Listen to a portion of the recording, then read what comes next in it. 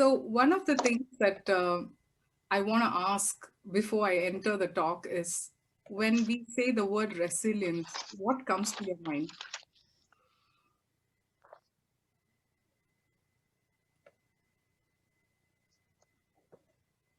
The ability to persevere. The ability to persevere. Yeah, that's great. Perseverance.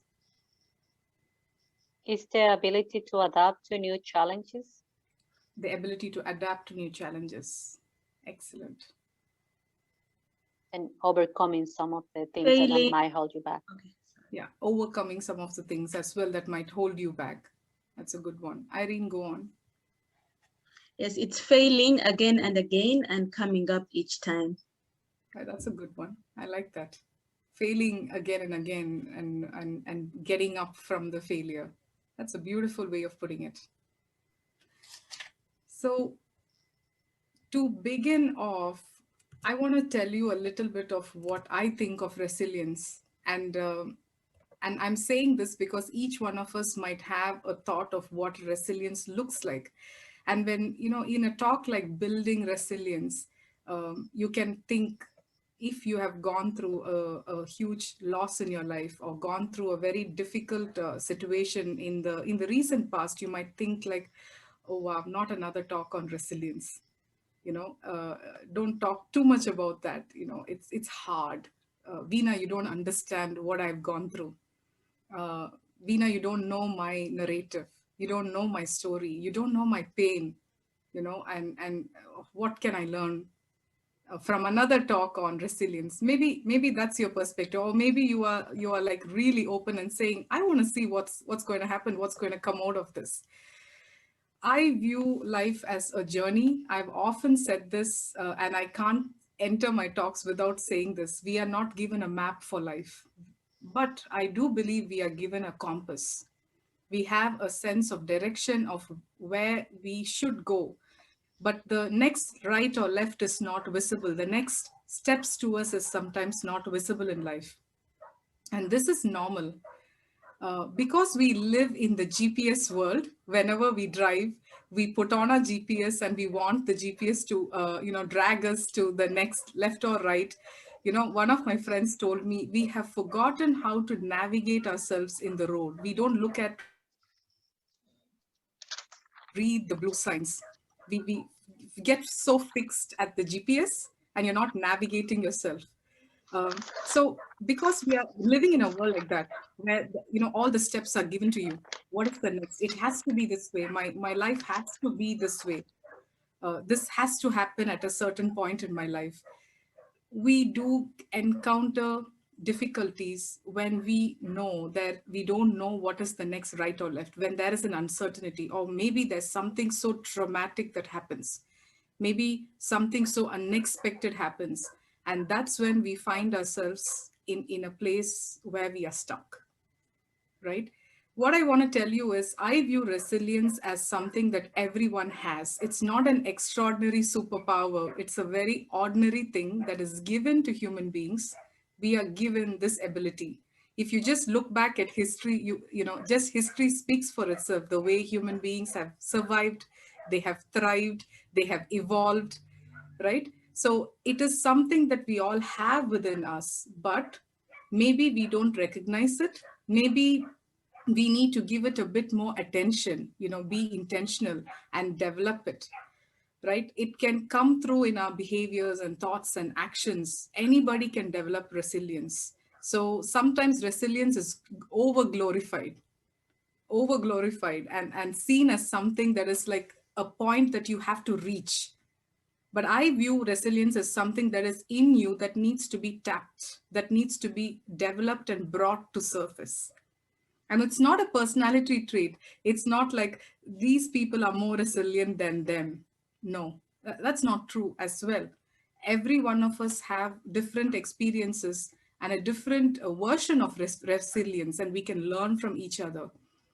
Um, so that's what I want to start off by telling you, a little bit of breaking that pre-notion of what resilience is spoken of. Often you hear the example of the rubber band. A rubber band is pulled. You often see this on social media or LinkedIn. You're being stretched and then you come back to where you were. Now that's not resilience. You are being stretched and you become something new. There is an opportunity for personal growth and you become a new person. You become, the proverb which says, in time, even the strongest wind tires itself out, but the bamboo remains standing tall and still. They have become today. So loss that I had of me in Sweden, enjoying a nice view, and that's a picture getting married. When I was old and alcoholic, he was a social drinker, which alcoholism because of few reasons. And for about 3 years, they would dance, in our living room to music. Those memories I have of their love. My mom was shattered. I was 13 years old and I did not understand what it meant to lose a father. It was something that was too difficult for a teenage brain to process. Because of his alcoholism, I even thought maybe our problems have come to an end. There's too much of these problems that daddy created. It's all come to an end. There's a bit of peace now. I did not realize what it is to miss a father in your life. And that's how I started my teenage years. And there were many reasons for me to think like a victim. I used to look at the other families celebrating Diwali, because Diwali is the most famous festival in India, not Christmas, even though we were Christians and celebrated Christmas. The families used to get together, father, mother, children, bursting firecrackers. And I would just see that from the front of my home and think, wow, I'm not normal. I don't have a family. I don't have a complete family. There's something wrong with me. This is the thought that came into my mind as young as I was. And I started thinking like a victim. Why me? Why did I have to lose my dad? What did I do wrong? I needed a better life than what I had. I had thoughts like that. And it grew from there into the late teenage years. And I formed a lot of limiting beliefs through that. And we also lived in a community which did not look on a family without a man figure in the house very well. It was a family without a man. Of course, I will come to the next slide, then you would see all the hope and the other things that were there. But of course, they look at it like there are two women. I don't have any siblings. So it's just my mom and me. And it's like, oh, this family is not going anywhere. The man of the home has died. What can this widow do? And what can this girl child come off from without the leading of a father? That was the kind of things that were put on us. My mom was asked not to dress colorfully because she was a widow. She was asked to wear pastel shades of clothes because she was a widow. This is all comes from a very traditional mindset of how a widow should be, or how a fatherless family should be. And from day one, I should say, my mom fought each one of that in her own way. She made sure she wore colorful clothes. She made sure she wore her makeup and lipstick. And she went to her work with her head held high. That's the example I had in my life. Because she said my father always loved her to dress well. And she wants to keep that memory and honor him by being that person, even after he's gone. And I want to say, that's the first connection there, my mother. Very strong connection of mine, big example of mine, who I think I learned a lot of resilience from. If I look at her life, there's been so many tragedy and loss, so many, but she still is not a bitter person. She is a very happy person who leads her life in a very happy and positive way. And that is something that has stuck on to me. Okay.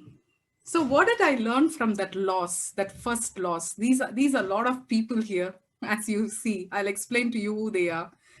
So the first person on the left, the grandma who's sitting in the chair in a purple sari, that's a traditional Indian dress. So she is the one who told me and my mom, you know what? She is my mom's aunt. And she said, okay, you have lost your husband, you lost your father, you're going to come and stay with me for summer holidays for 1 month, and we are going to try some things.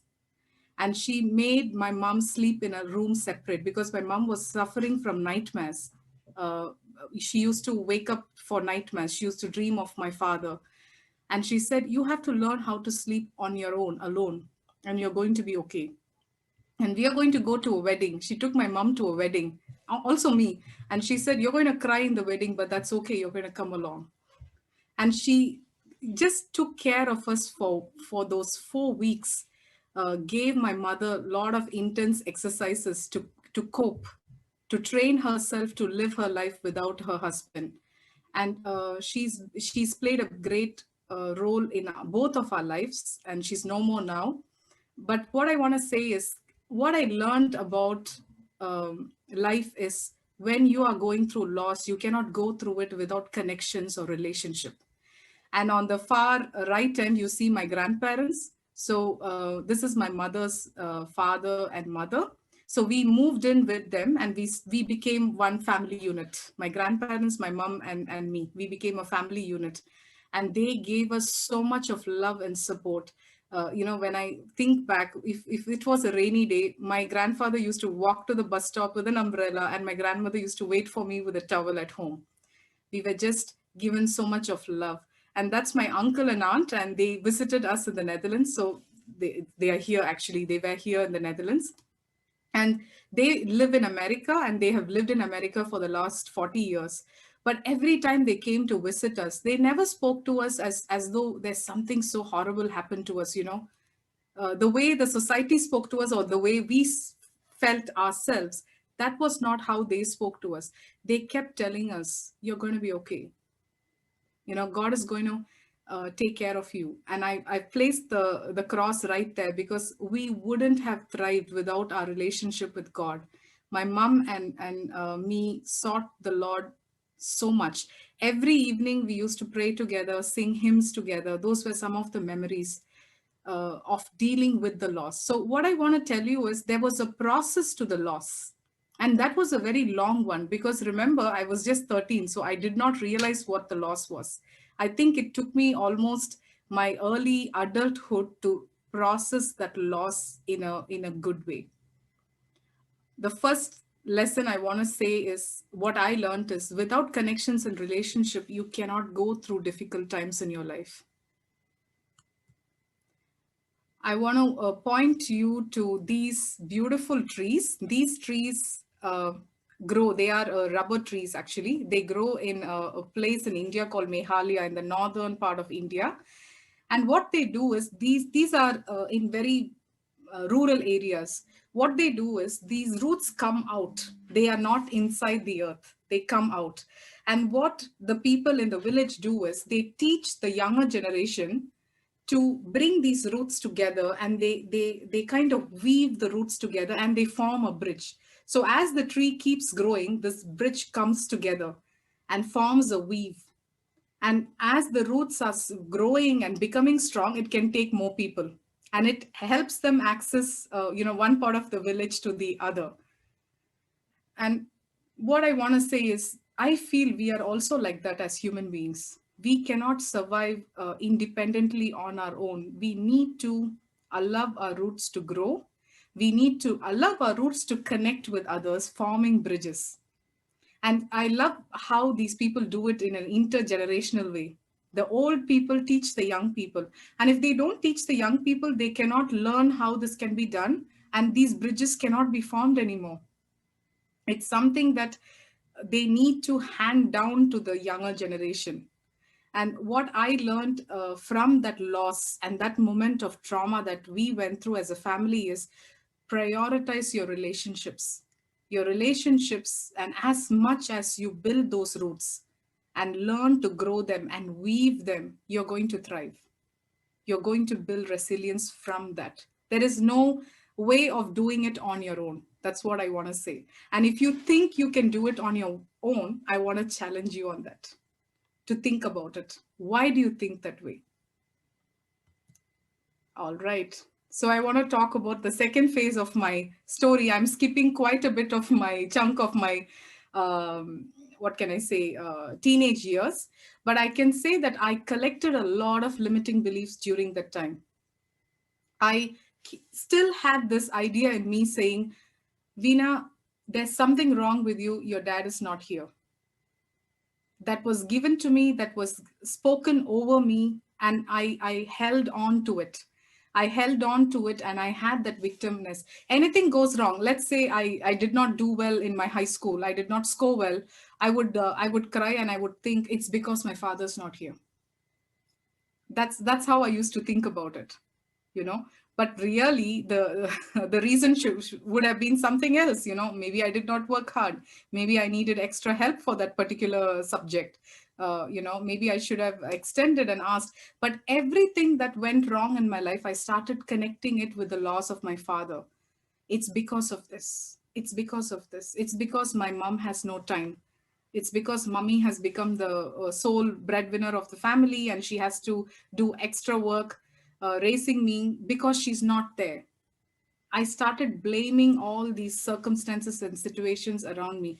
And you see the first picture in the left corner, that is me when I'm doing my MBA. I'm actually in a purple sari. You can't see my face. I'm turning back.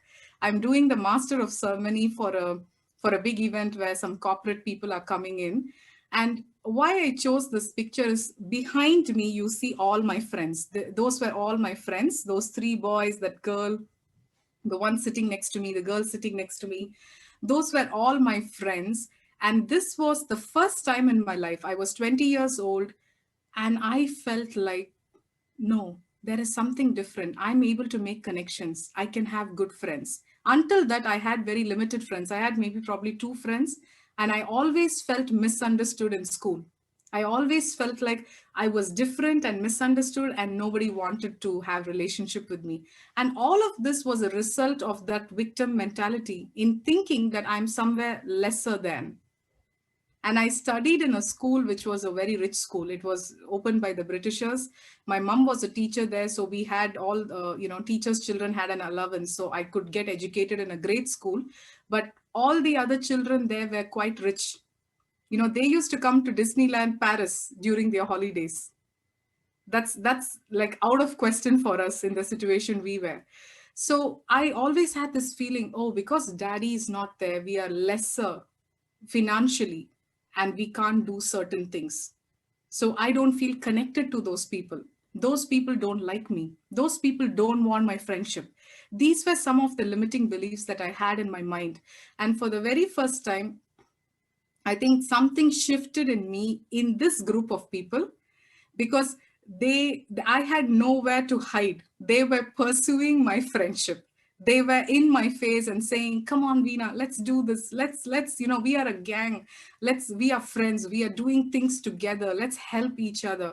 And for the very first time, I experienced something very, very profound: connection outside the family, outside that family unit, connection from people who were from very different backgrounds, different cultures. None of them were from Christian homes. None of them actually were from Christian homes. But I sensed that connection growing, and I was regaining trust and willing to try and step out. And later, that kind of healing from the relationship. See, these relationships and connections that I received provided me with healing that I needed. And that healing did not come from one place. It came from so many sources. I can name so many people in my process. My maths teacher, when I was in my high school, he told me, why do you think you can't do well in maths? You can do it. And he started tutoring me, and I ended up getting the class first mark in maths at the end of high school. For someone who only secured like 60% in maths and was so not confident with academics. My academic level had gone down after my father died. And like I said, I blamed everything on the fact that I lost my dad. And I had these people trying to come to me and tell me, no, that's not it. That's not the truth. You have it in you and you can do it. And it brought me to this level, because this particular university, you see me sitting there, you get only 50 seats per year, and 8,000 people write the exam for the entrance. So there were a lot of people in my pre-uni, like undergraduation teachers, they told me it's very difficult. You have this goal of getting into this university. It's quite hard. You're quite an average student. I don't know whether you can do it. I don't know whether you can get through it. But, I had this certain belief that that is the direction I have to go to, because I did my bachelor's in computer science. And, it's very common. You do your master's in computer science. And that time, it was the booming. It's a 2000 where computer sciences were booming. I mean, in India, IT and engineering are everything. It's still everything. And I made this choice saying, I don't want to follow that path. I want to do my master's in business administration because I like to work with people. That's where I feel my heart calling is. And I shifted my way and joined. And then in this place, I find these group of people pursuing a relationship with me, bringing me healing from beyond my education and academics. And from that point on, you see a picture of our family. So all of that healing in me brought me to a place of meeting Raju. Because I had trusted in those connections and relationships, because I had not, stuck to that victim mentality. There was one point I told my grandmother, you saw in the previous picture, I don't think I want to get married. I lost my trust in the institution of marriage because it did not work for my parents.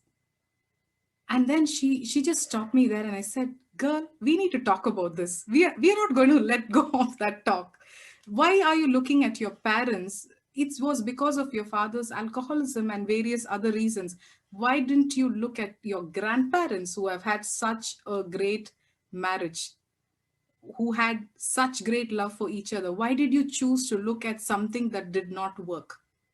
you know that step by step, I feel my healing led me to having that trust and openness to fall in love with Raju and meet him and start my own family.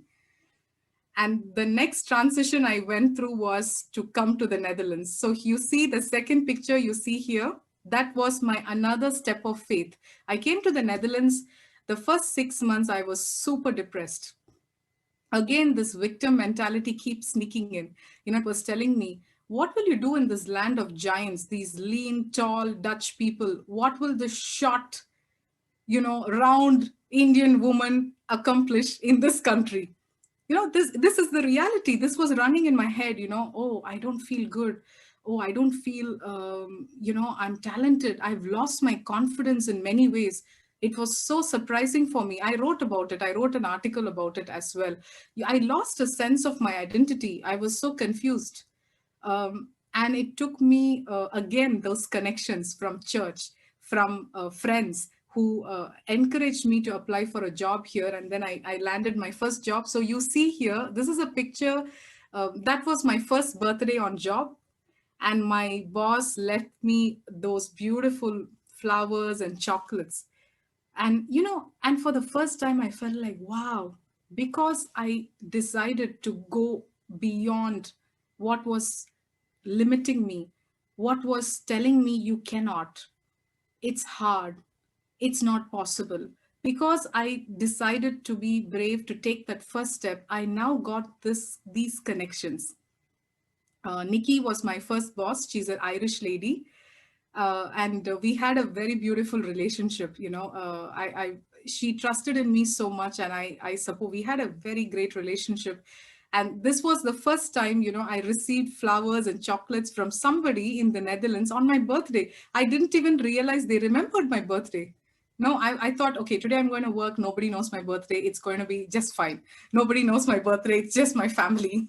And then they surprised me with this.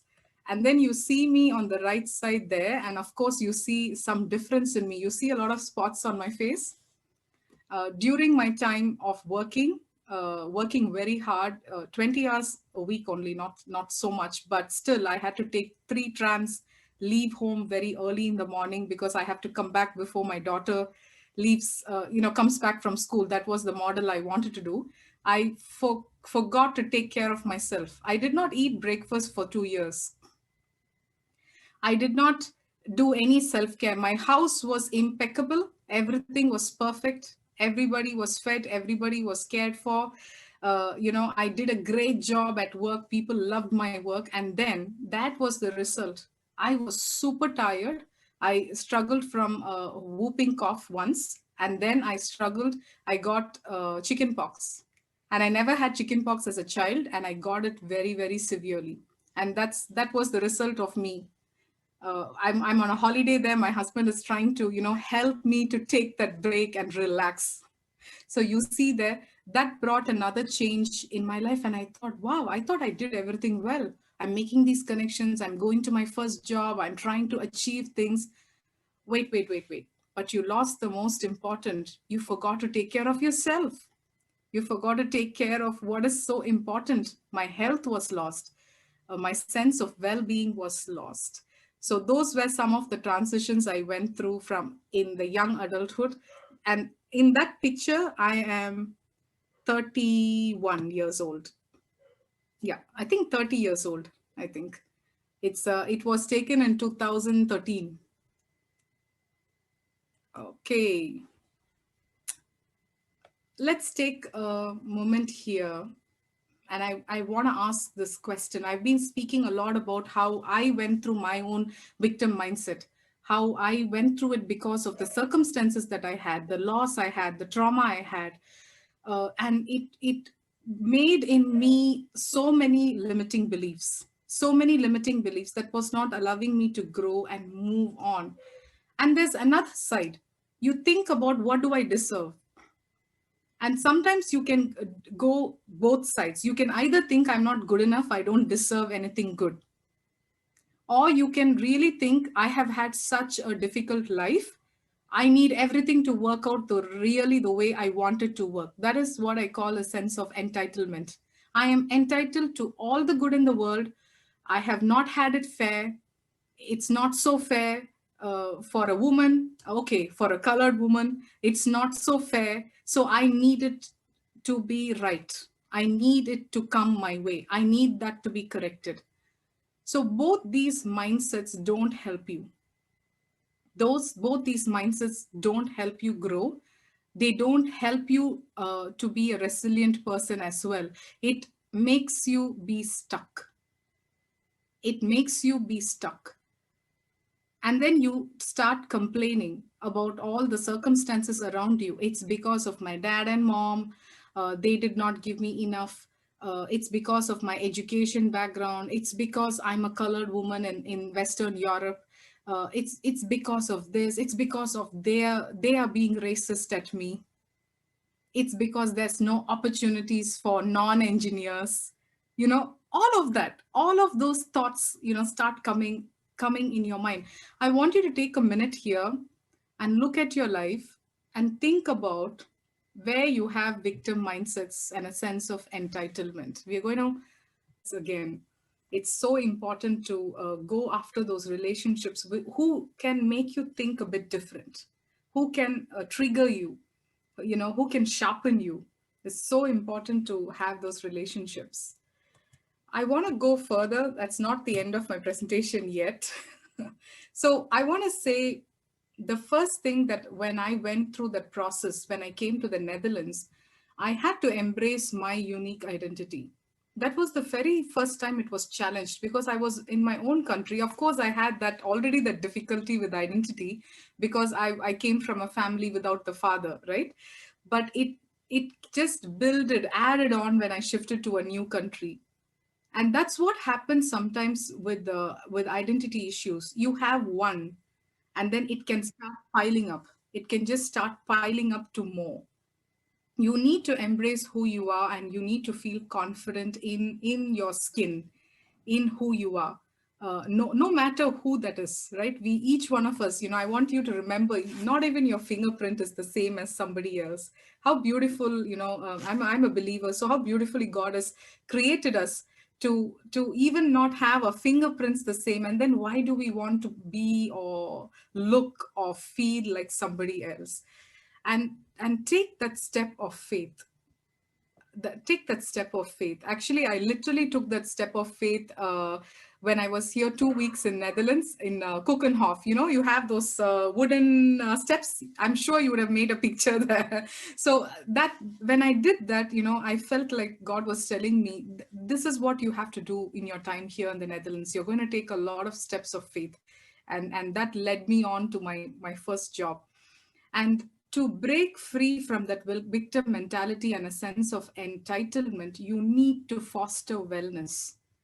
It should start with you, taking care of yourself. When I say wellness, your body, starting to have good nutrition, good sleep, having good exercise, you know, developing and developing good thoughts. Listen to how you're thinking, you know, thinking like, I've made some examples here.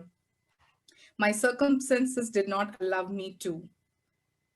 My husband makes me do this. You know, my children don't allow me to dash. You can fill that up with different things, right?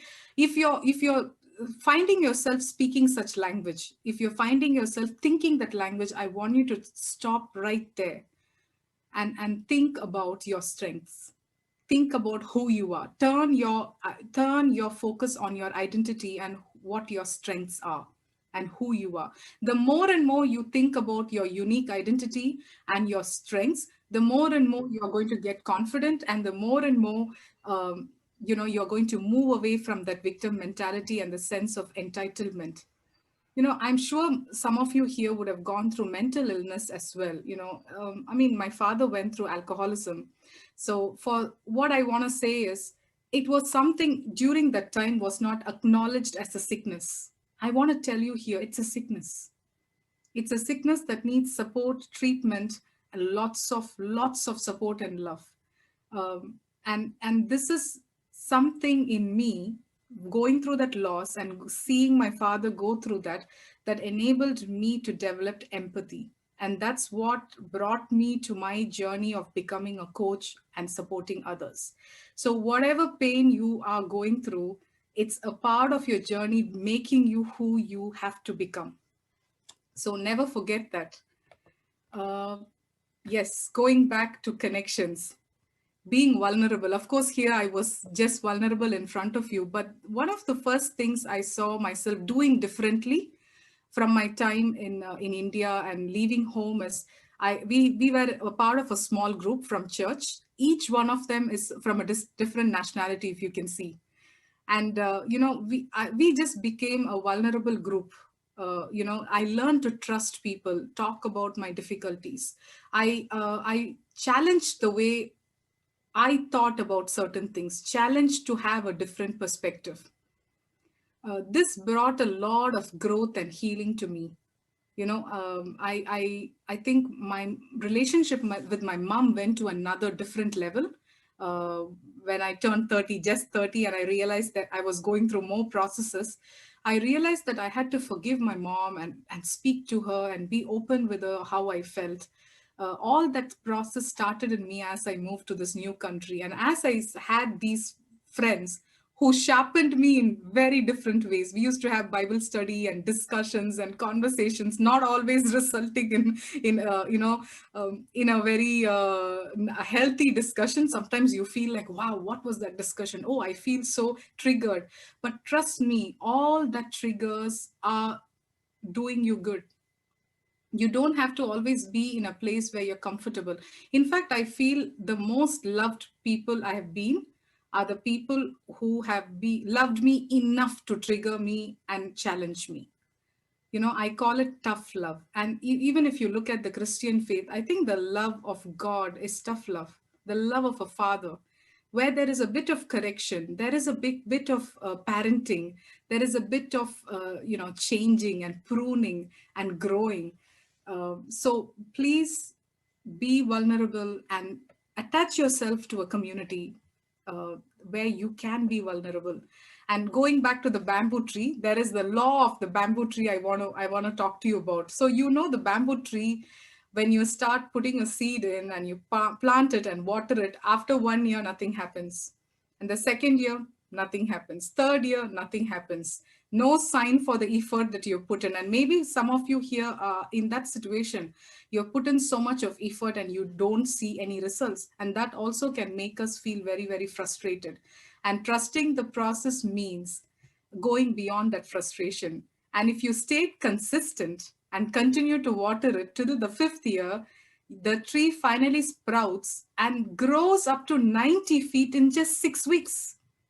Imagine, from nothing for 5 years to in just 6 weeks, it grows the whole 90 feet.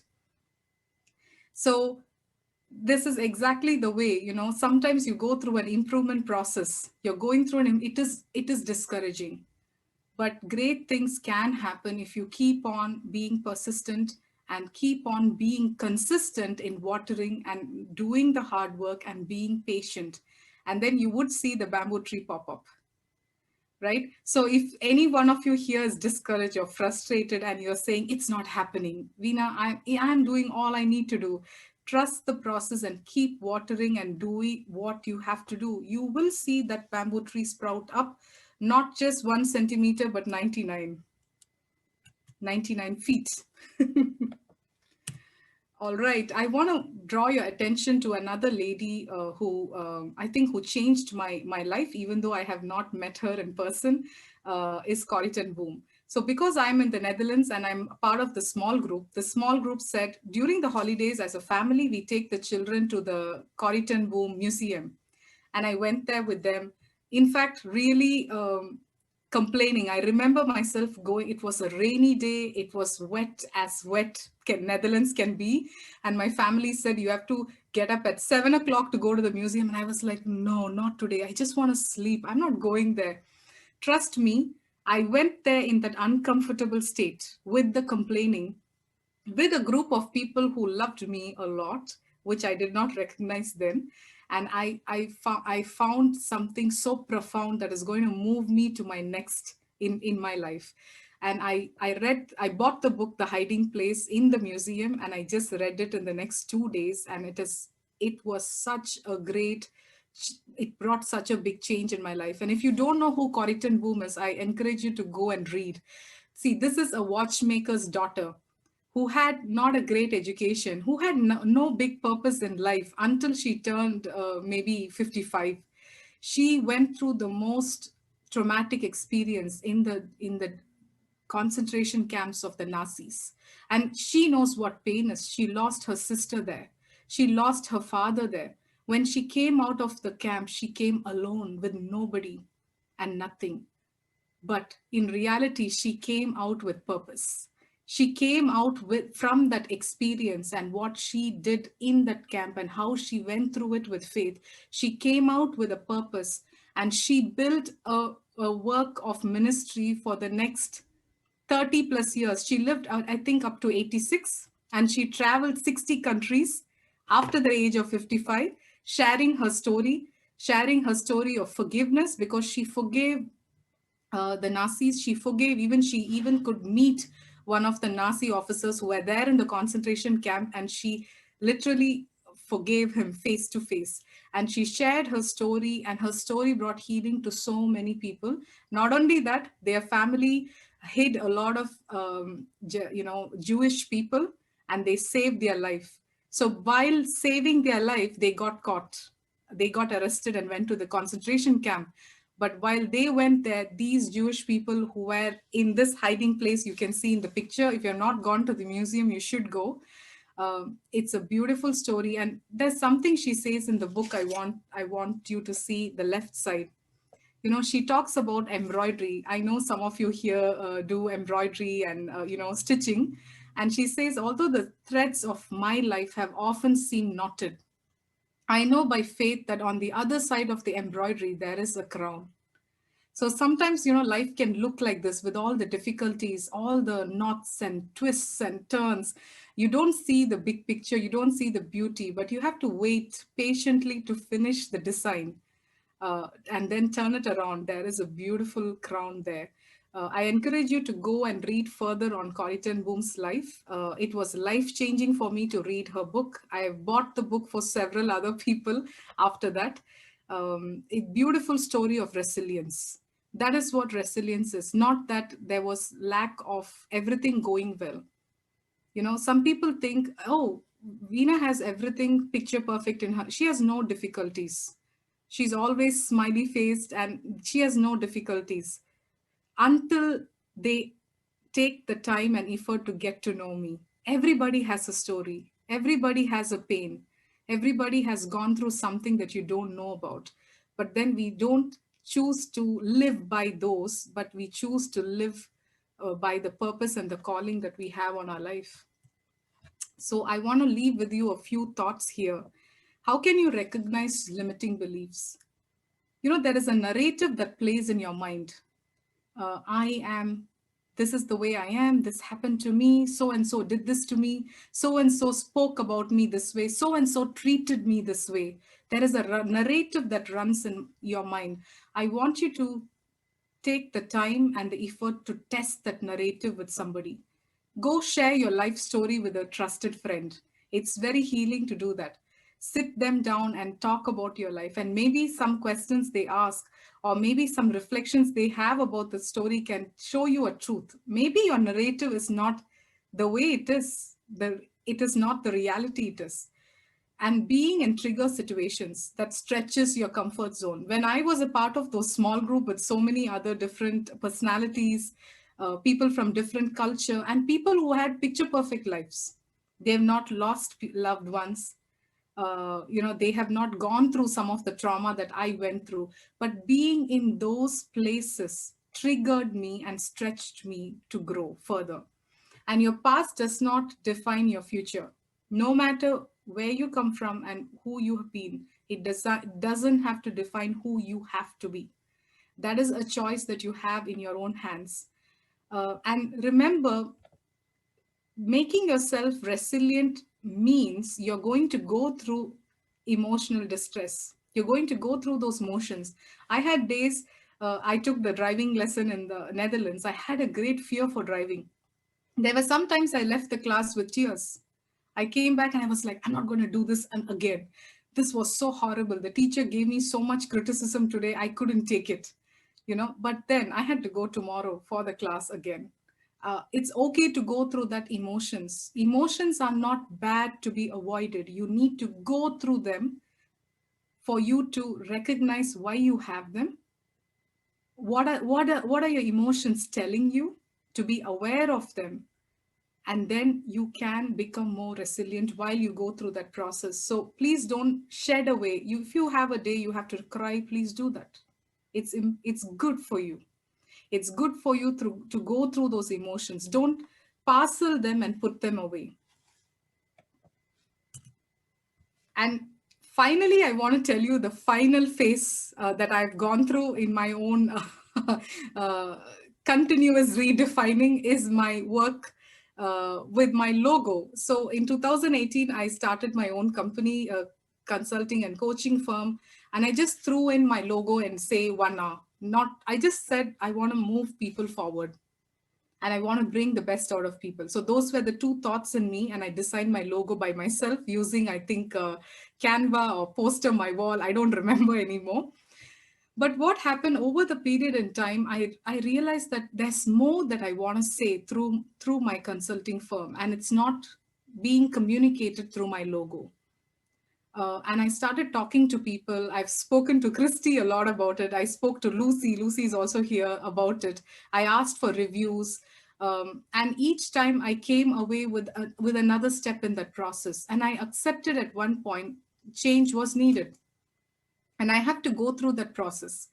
I spoke to 3 to 4 designers, different designers from different places, and each one of them gave me a questionnaire, and they had their own process of how to design a logo. And when they asked me those questions, they told me, Veena, you're not ready to do your logo design because we feel there's something missing that you're not communicating even about your company, what you want to do in your services. I think it's deeper than just the logo. When one designer told me that, I was super annoyed with her. No, I went through my process. I know what I wanted to do. It's just the logo I want you to concentrate on. But then I walked away and I thought about it. Maybe she's right. Maybe there are some things that's missing that I have to communicate further. It's deeper than the logo. It's not just the logo. And I had to go through that internal process and ask myself, what do I want to do?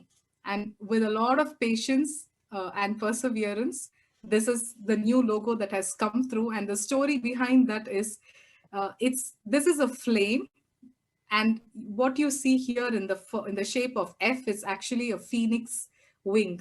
So what I want to say is, everybody has the opportunity to be rebirthed into something new, like a phoenix. You might have gone through your past, which was very difficult, but you have the opportunity to be rebirthed into something new. And beauty to ashes. That is what I want to communicate through my company. And this came together. I'm very happy with the outcome. I'm very satisfied that I went through this process and I kept on going through that process. Okay, now we are going into a reflection time. Uh, there's some questions that I have listed here. You're free to openly talk it out, or make notes. Think about a past experience or a trauma or a loss that defines your way of thinking and behavior. Because often what's happened to us or what we experience gives us from some limiting beliefs. We start thinking and behaving a certain way because of them. And think about some challenges you're facing because of that way of thinking. You could go through these questions silently with your book, take the time to reflect and write down, or you could just unmute and even share something here. I'm happy to also listen.